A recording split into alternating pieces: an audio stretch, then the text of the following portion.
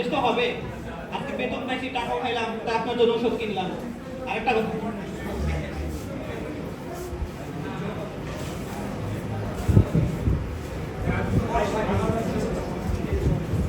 ছোট টাকা চাইছিল কিছু, ছোট টাকা।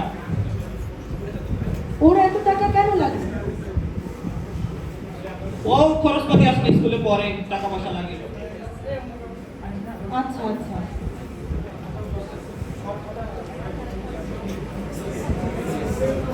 আমাদের অভাবের সংসার, তার উপরে তোর বাপও নাই। এই অবস্থায় মেয়ের এই লাগবে সেই লাগবে এইসবের ফিরিস্তি দেয়। আরে কি বলেন, বাপ নয় তো কি আছে, আমি তো আছি। আর এখন টাকা নাই, সামনে টাকা হবে, আর রোজগার হবে। গ্রামে যাবো, একটা দালান বিল্ডিং করবো, বিল্ডিং এর পাশে কৃষ্ণচূড়া গাছ লাগাবো। কৃষ্ণচূড়া গাছ কেন লাগাবি রে? আরে জানেন না, কৃষ্ণচূড়া ছোট পছন্দ। তুই লাই দিয়ে দিয়ে মেয়েটারে মাথায় তুলছিস।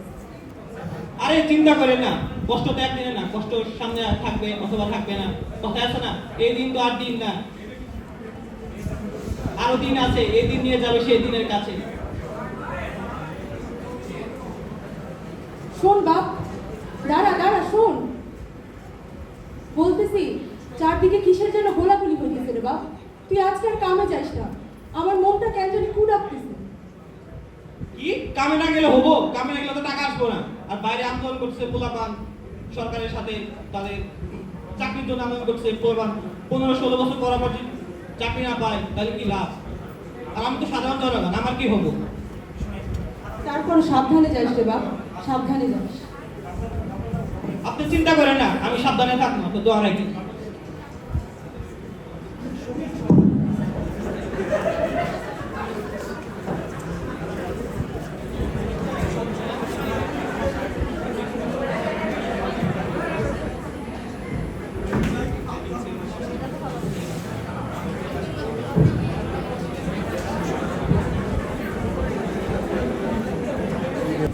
আরে আর 1-2 সপ্তাহ লাগবে, এরপর ঠিক হয়ে যাবে। আচ্ছা, শোন, তোদের কেমন অবস্থা? আন্দোলন কি চলতেছে? কেমন আছিস? শোন, তুই কি ইসে গেছিলি? ঢাকা বিশ্ববিদ্যালয়ের এই গাইবি জানালার ওইটাতে গেছিলি? একটা কাজ কর, শোন। আচ্ছা, আমি তো বসি, কথা বলি। হ্যাঁ,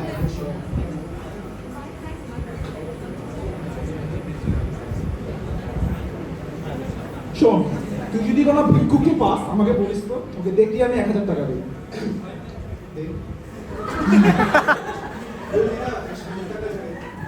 দূর বেটা।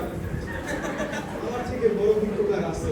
সকালবেলা রিক্সা ভাড়ার জন্য আমার থেকে 100 টাকা নেয়। আর আর কি ভিক্ষা নিয়েছ? শোন শোন, তাহলে চল একটা রেস্টুরেন্টে চল, তো বিল সাউন্ড। না, আসলে খাইছি, কিছুক্ষণ বসি, তারপর না খাই। আচ্ছা আচ্ছা, ওটা বাদ দে। তোদের একটা ট্যুরে যাওয়ার কথা, তো ট্যুরে যাওয়ার কি হলো? আন্দোলনের জন্য ক্যান্সেল। কি হলো? বলুন, এর মধ্যে ছুঁয়ে যাওয়া যাবে। ঠিকই বলতো, আন্দোলন তো মোড়টা ঘুরে গেছে রে। গতকালও শুনলাম 6 জন মারা গেছে। এর মধ্যে তো এটা এত সহজে থামবে না রে। যাবে নাকি ওইদিকে? গতকাল গিয়েছিলি গাইবি জানাজাতে? গতকাল তো গিয়েছিলাম গাড়ি জানাজার কই পেতে দিল। জানাজার শেষ সময়ের দিকে দুই দিক থেকে পুলিশ করলো আক্রমণ। মিডিয়ার ভাইরাও তো আক্রমিত, কিন্তু যে আমাদের মিডিয়া সরকারের পাঁচাটায় ব্যস্ত। এরা কি করবো? দেশের মানুষ তো আর এইসব দেখে না। আর ওই কালো কাপড় পইরা মহিলা হাইবা এসে কি না করলো এটা দেখি। এই মহিলা পদে পদে ভুল করতেছে। গত পরশুও 6 জন মারা গেল। ইন্টারনেট বন্ধ করে দিল, হলগুলো বন্ধ করে দিল। এই আন্দোলন এত সহজে থামবে না। তাই তো মনে হইতেছে আজকে তো প্রাইভেট গুলো সব নামছে। দেখা যাক কি হয়। প্রাইভেট গুলো সাধারণত এইসব ব্যাপারে মাথা ঘামায় না। তাও ব্যাপারটা দিয়ে মাথা ঘামাইতেছে কোয়াইট সারপ্রাইজিং। তাও ঠিক, তাও ঠিক। তুই যাবি নাকি আজকে? আজকে প্ল্যান তো ছিল, কি যাবি? আমার তো অবশ্যই যাওয়ার ইচ্ছা। আমার ভাই ব্রাদার জুনিয়র সিনিয়ররা সবাই মার খাচ্ছে রাস্তায়, আমরা কেন বসে থাকবো? তাহলে চল যাই, কিন্তু ব্যাপারটা হইলো আন্টি জানে। এটাই তো সমস্যা। আম্মুকে তো আমি বলছি আমি আজকে তোর সাথে বের হতেছি। আন্টি তো এই যে দেখ, আম্মুই ফোন দিচ্ছে। এখন হ্যালো কি বলি? আহনা, হ্যাঁ বলো আম্মু। কোথায় আছিস বাবা? আমি তো একটু নাইমের সাথে এলাকায় বের হয়েছিলাম। নাইমের সাথে আছিস? দেখি ওকে একটু দেখো। হ্যালো আন্টি, আসসালামু আলাইকুম।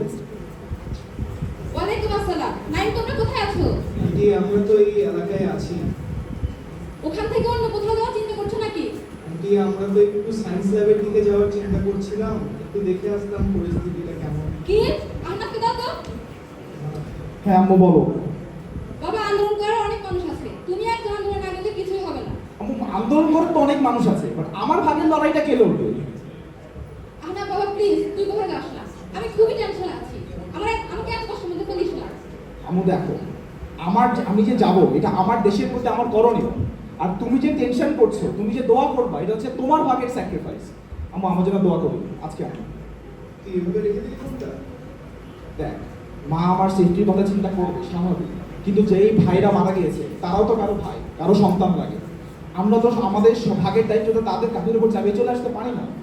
কথাটা ঠিক, আমাদের যেতেই হবে। যদি আগে তো চল আগে। আর এখন তো থাম। আসুন, ভিক্ষুকের কথাটা মাথায় রাখি। হ্যাঁ। টাকাটা আগে দিতে। তাহলে আমরা কি আগাচ্ছি? তুই না বললি ভিক্ষুকে টাকা দিবি?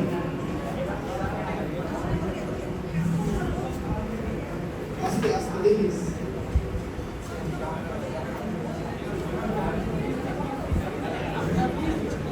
ওই যে ভিক্ষুক দেখতে পাচ্ছি আমি।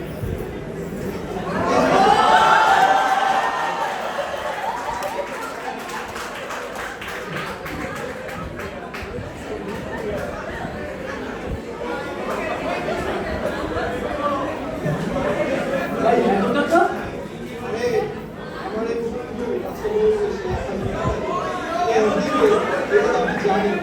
এটা তো আমি জেনে নিয়েছি আমাকে। এরকম খুশি হয় আমি কি? তুই তাহলে জানিস কথাটা? হ্যাঁ, আমি জানি। তুই আমাকে না বললেই হবে। কথা তো বাতাসে ঘুরবে বন্ধু।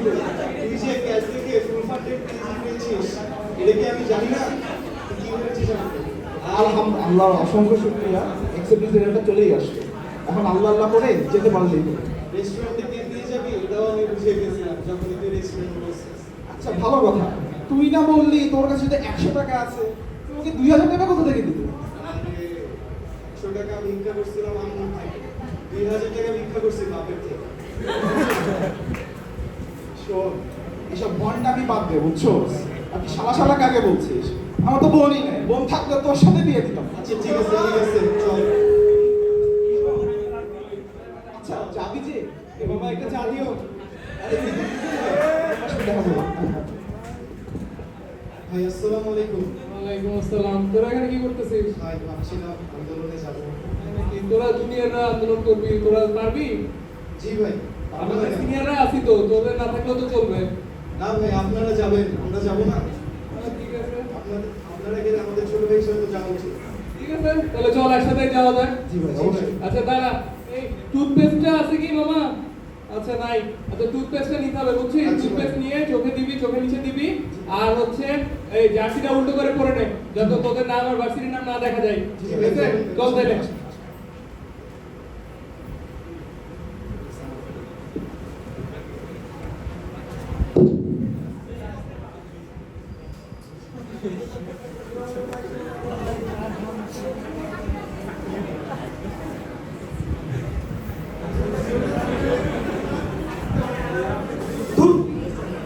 গাধা ছেলে, একটা চিঠি লিখেছে 4টা বানান ভুল। ক্লাস 10-এ পড়ে, কি লেখাপড়া করে? একটা চিঠি লিখেছে 4টা বানান ভুল করে। কি হয়েছে? বকবক করো কার সাথে? তোমার ছেলে কাণ্ড দেখো, একটা চিঠি লিখেছে 4টা বানান ভুল। কি চিঠি কই দেখি? আটকে রাখতে পারলাম না। সরি আপু, তোমার কথা আমি অমান্য করে বের হলাম। স্বার্থপরের মতো ঘরে বসে থাকতে পারলাম না। আমাদের ভাইরা আমাদের ভবিষ্যৎ প্রজন্মের জন্য কাফনের কাপড় মাথায় বেঁধে সংগ্রাম করে যাচ্ছে, অকাতরে নিজের জীবন বিসর্জন দিয়ে যাচ্ছে। একটি প্রতিবন্ধী কিশোর, 7 বছরের বাচ্চা, খোকা মানুষ যদি সংগ্রামে নামতে পারে, তাহলে আমি কেন ঘরে বসে থাকবো? মরতে তো একদিন হবেই। মৃত্যু ভয় ঘরে বসে না থেকে আন্দোলনে গিয়ে বীরের মতো মরা ভালো না? যে অন্যের জন্য নিজের জীবন বিলে দেয়, সেই তো প্রকৃত মানুষ, তাই না? আমি যদি আর না ফিরি, কষ্ট পেও না, গর্বিত হয়ে জীবনের প্রতিটি ভুলের জন্য ক্ষমা চাচ্ছি। আনাস। দেখছি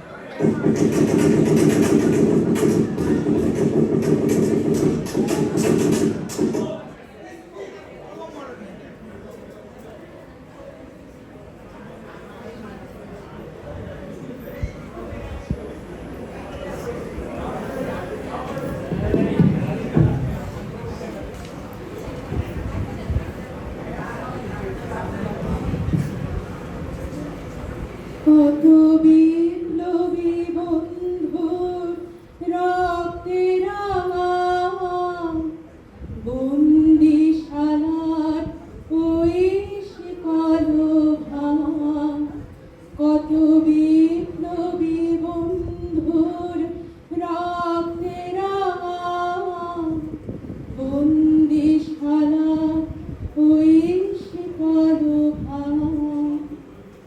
তারা কি ফিরিবে আর? তারা কি ফিরিবে আর সুপ্রভাতে? যত তরুণ রোদ গেছে অস্তাচলে।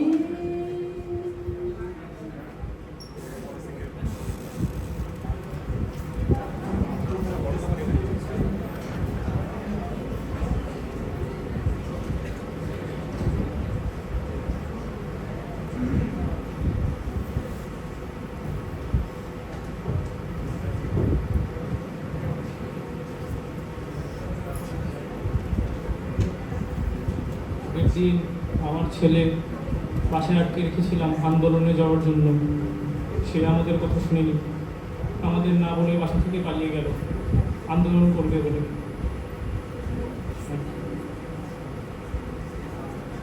আমার ছেলে আর ফিরে আসেনি। আপনারা কি করেছেন আমার ছেলেকে? মেরে ফেললে লাশটা অন্তত দেন, শেষবারের মতো একটু দেখি। কবর কোথায় দিয়েছেন বলেন? আমার ছেলের কবরটা অন্তত দেখি, প্লিজ বলেন। আমার ছেলে কোথায়? আমার ছেলে কোথায়? আমার ছেলে কোথায়?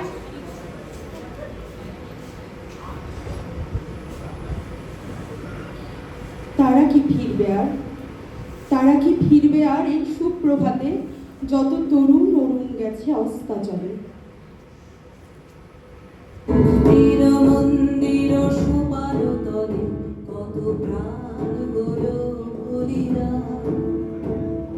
লেখা আছে অশ্রু জলে কত বিপ্লবী বন্ধুর রক্তে রাঙা বন্দিশালার ওই শিকল ভাঙা, কত বিপ্লবী বন্ধুর রক্তে রাঙা বন্দিশালার ওই শিকল ভাঙা। তারা কি ফিরিবে আর? তারা কি ফিরিবে আজ সুপ্রভাতে? যত তরুণ গেছে অস্তাচলে। মন্দির মন্দির সোপান তলে কত প্রাণ